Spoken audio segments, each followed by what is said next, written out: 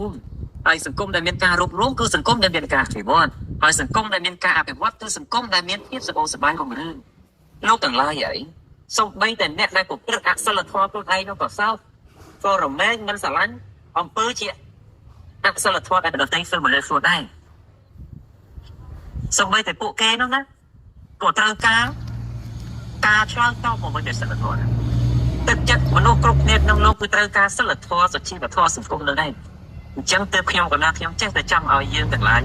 ប្រកបខ្លួនឲ្យនៅក្នុងទម្លាប់ធម៌សិលទើបខ្ញុំចេះតែចង់ឲ្យយើងទាំងឡាយប្រកបខ្លួនឲ្យនៅក្នុងទម្លាប់ធម៌សិលធម៌ក្នុងវិហារធម៌ព្រោះលើលោកនឹងមានតាមលំដាប់ថ្នាក់ទាំងអស់វាមិនមានអ្វីដែលជាតឯងជាទូលអត់មានគូឬក៏គ្នាមកបន្តតំណែងទេវាសឹកតែរស់នៅអាស្រ័យគ្នា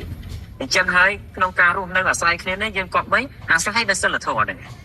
ព្រោះសង្គមដែលមានសិលធម៌គឺសង្គមដែលមានការរួបរวม